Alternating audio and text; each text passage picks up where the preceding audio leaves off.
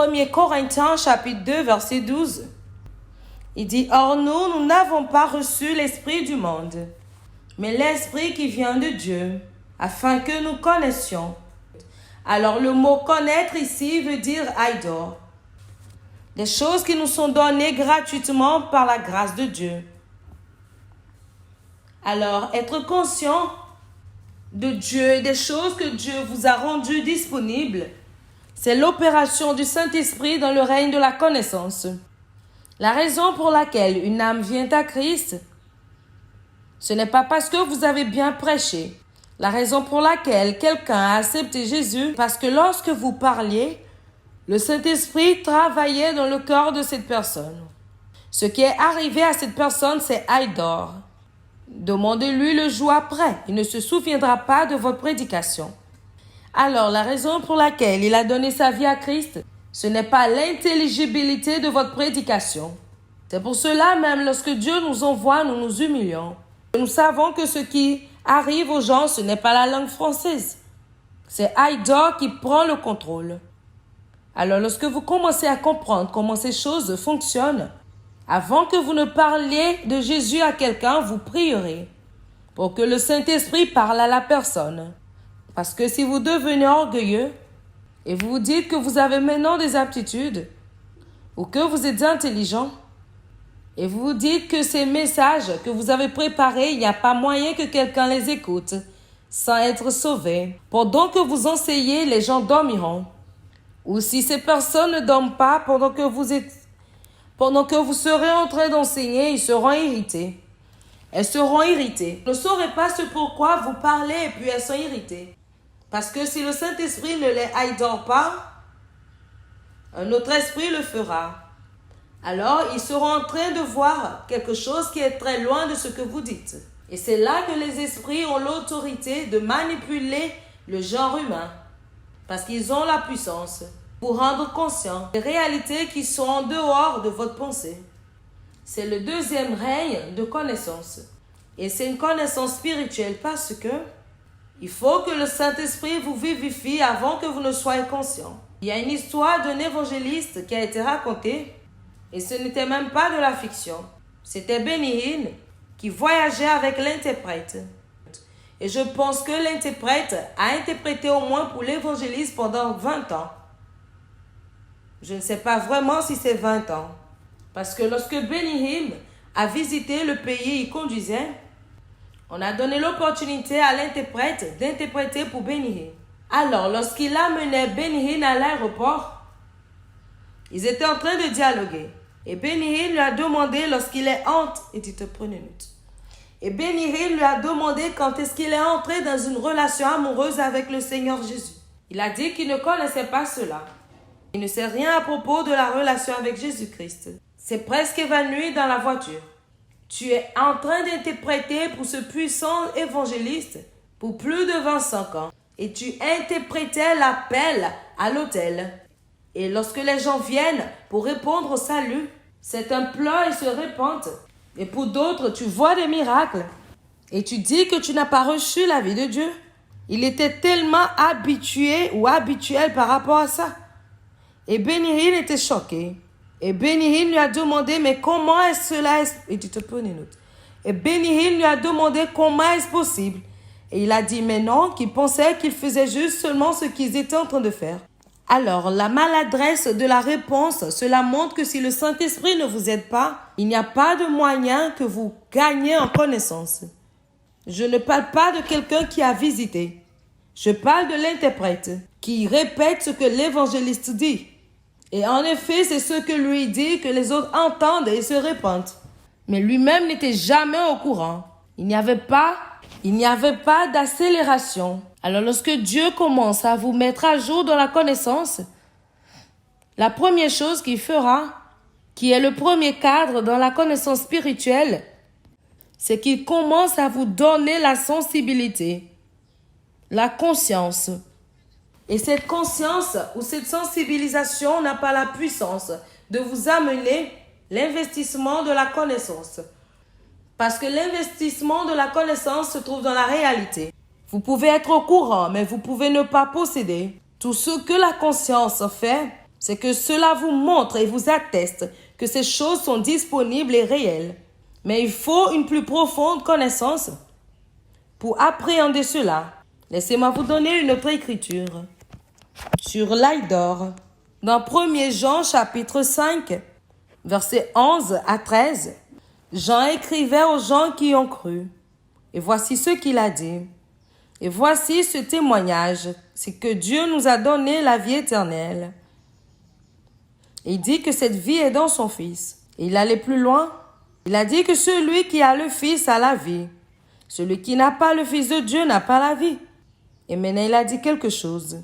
Je vous ai écrit ces choses afin que vous sachiez que vous avez la vie éternelle, vous qui croyez au nom du Fils de Dieu. Comment est-ce que les gens doivent croire au nom du Fils de Dieu? Mais ils ne sont pas au courant de la vie éternelle.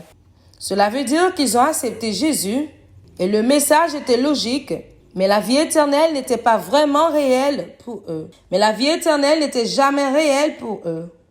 Alors Jean était en train de chercher une technologie par le Saint-Esprit pour les vivifier, parce que s'ils ne faisaient pas cela, ils seront des hommes religieux. C'est pour cela que vous voyez beaucoup de gens qui prient. Cependant, ces personnes ne sont pas au courant de ce qu'est la prière. Vous verrez beaucoup de personnes qui jeûnent, mais ils ne sont pas au courant de ce qu'est le jeûne. Beaucoup de personnes donnent, mais ils ne sont pas au courant.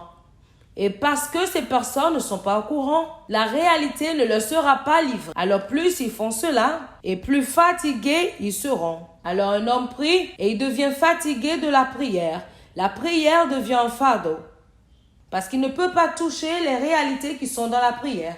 Et en effet, il est même étonné du fait que d'autres personnes prient et sont revigorées. Et même s'il essaye de faire cela, lui-même, connaissant sa chair, même s'il essaye cela après, il a mal partout. Il dit que cette réalité ne lui est pas donnée. Quelqu'un est en train de jeûner et cette personne meurt. Il a la conscience religieuse que cette chose doit être faite. Mais cette réalité, en fait, même dans l'esprit, il n'a pas cela. Mais il ne connaît pas la vraie réalité dans l'esprit. Il y a des gens qui sont en train de donner. Et plus ces personnes donnent, et plus elles sont pauvres. Pas parce que Dieu les éprouve, pas parce qu'ils sont au milieu d'une bataille spirituelle, mais juste parce qu'ils ne savent pas comment être livrés de la réalité qui est liée au don. Parce que la connaissance spirituelle n'est pas là. Il n'y a pas une conscience, une sensibilité. Alors jusqu'à ce que la conscience vienne, la porte d'accès pour que cette réalité trafique ou transacte ne peut pas s'ouvrir. Et je connais ces choses par expérience. Dans les jours tôt du ministère, nous ne savions pas comment fonctionnent les choses spirituelles. Et bien sûr, nous continuons d'apprendre. Et bien sûr, je peux vous assurer, mais nous ne sommes plus là où nous étions avant. Mais en ce moment, nous ne connaissons rien du tout. Et ce que nous espérons, c'est que si nous venons pour parler, Dieu ne permettra pas que la honte soit à lui. Alors Dieu fera forcément quelque chose. Et c'est en ce moment que nous avons découvert que Dieu ne peut pas être honni. Parce que au fil du temps, lorsque tu décides de mettre Dieu face aux situations, la meilleure réponse de Dieu, c'est de t'envoyer chercher ou découvrir comment cela s'opère. Dieu est trop grand pour que tu le manipules. Combien de vous avez été là? Le Saint-Esprit essaie de vous enseigner comment la guérison fonctionne. Et maintenant, vous allez à une réunion quelque part et vous dites que Dieu ne va pas se renier. Vous vous dépêchez sur les paralytiques et même les paralytiques tombent et vous dites le Dieu que je sers, il ne peut pas mentir. Vous touchez la personne va tomber. Et après un temps, vous allez reculer parce qu'il faut la connaissance. Si vous avez la connaissance, c'est naturel. Vous êtes un commandant parce que la connaissance, c'est la réalité. Mais premièrement, vous devez être conscient. Et cette connaissance vient seulement à vous. Et vous êtes tellement sûr, comme si c'est votre nom. Et là, vous savez que le Saint-Esprit fait quelque chose. Maintenant, la raison pour laquelle j'enseigne ceci en ce moment, c'est pour vous montrer les 5 autoroutes pour accéder à la connaissance spirituelle. Mais je devrais vous faire savoir ce qu'est premièrement la connaissance spirituelle. Alors la raison pour laquelle j'enseigne ceci, C'est pour vous montrer les 5 passerelles à accéder à la connaissance spirituelle. Mais je devais vous faire savoir d'abord ce qu'est la connaissance spirituelle. Pour que lorsque je serai en train d'enseigner sur ces passerelles, vous saurez comment appliquer votre cœur à cela, jusqu'à ce que Dieu commence à vous ouvrir à la connaissance. En effet, dans 2 Corinthiens 5, verset 17, il dit que quiconque est en Christ est une nouvelle créature. Il dit que les choses anciennes sont passées. Ça, c'est la vérité. Mais cela pourrait ne pas être vrai pour votre vie. Maintenant, il a utilisé ce mot, voici. Le mot voici, c'est le mot devenir ou être au courant. Être au courant que les choses sont devenues nouvelles. Si vous ne devenez pas conscient que toutes choses sont devenues nouvelles, même si les choses anciennes sont passées, vous continuerez à vivre des choses anciennes.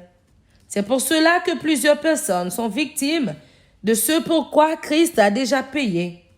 Les choses anciennes sont passées, mais ces personnes ne sont pas encore au courant. Est-ce qu'il vous est déjà arrivé une fois de chercher votre peigne? Et après que vous ayez essuyé et cherché partout, vous découvrez que vous tenez ce peigne en main.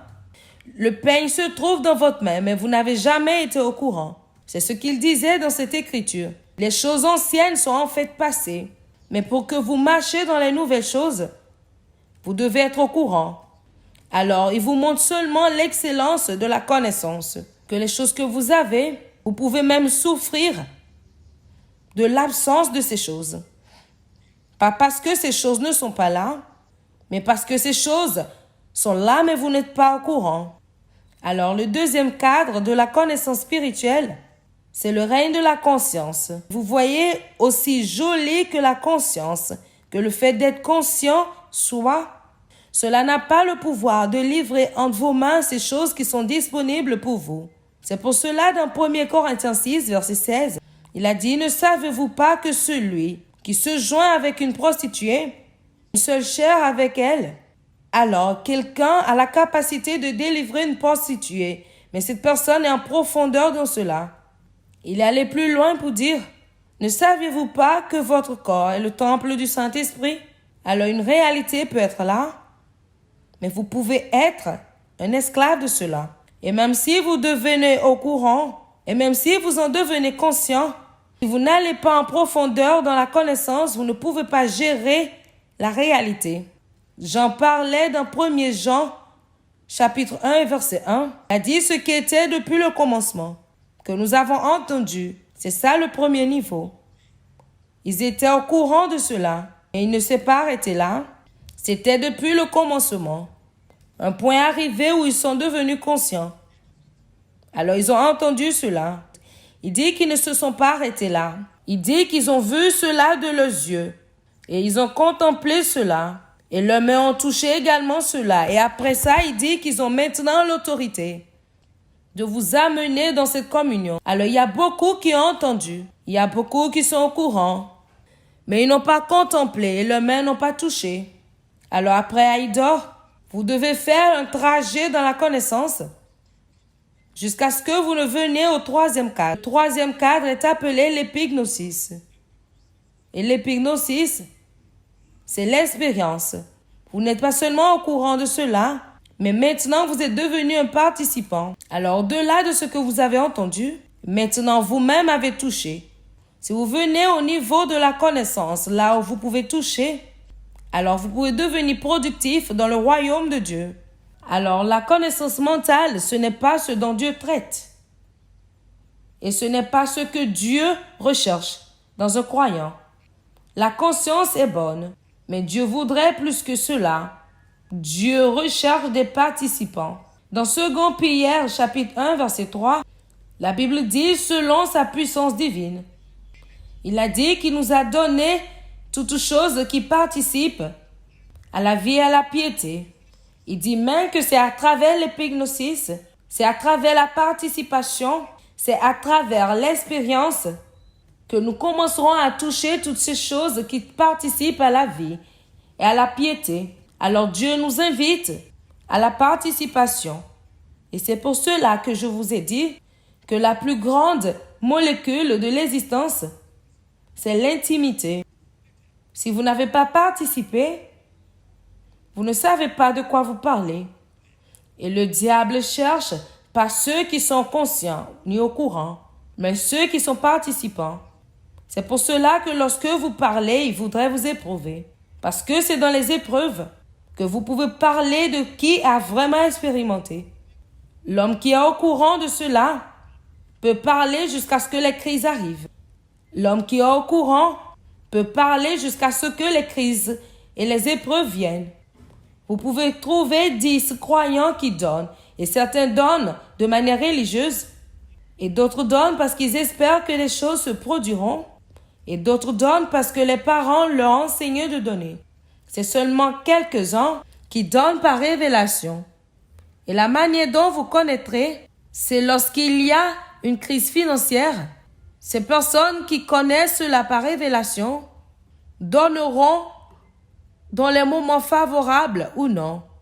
Et celui qui donne parce que c'est une activité religieuse, il reviendra à sa pensée et commencera à replanifier, commencera à stratégiser encore la structure. Parce que ce don n'est pas venu de l'expérience. Il n'a pas géré ou touché cette réalité. En effet, dans beaucoup de pays africains aujourd'hui, les gens retournent aux religions africaines. Dites, prenez note. Parce que ces religions leur ont apporté une conscience. Beaucoup de personnes retournent à la religion africaine parce qu'ils leur ont apporté une conscience, une sensibilisation. Ils ne leur ont pas enseigné comment participer. Et après avoir fait cela pendant un moment, ils découvrent maintenant que ce que leurs ancêtres leur ont donné n'était pas productif que ce qu'on leur a enseigné à l'église. Alors ils retournent. Et en effet, maintenant qu'il y a des crises dans certains territoires, il y a un État au Nigeria où il y avait un exode massif dans le royaume. Où il y avait un exode massif dans le royaume. Et voici le problème que les pasteurs ont amené à l'église et dans le corps du Christ. L'évangélisation est très importante, mais cela s'arrête à la sensibilisation. Le discipulat est ce qui vous amène au-delà de la sensibilisation et vous amène à l'épignosis. Si vous évangélisez les gens et vous vous arrêtez là, maintenant qu'ils sont venus dans le royaume, prenez note. Et tout ce que vous leur enseignez maintenant, c'est ce que Dieu peut leur donner. Ils verront maintenant Dieu comme un objet qu'ils vont utiliser pour eux-mêmes et pour leur plaisir. Si vous les laissez à ce niveau, vous avez causé plus de mal que de bien.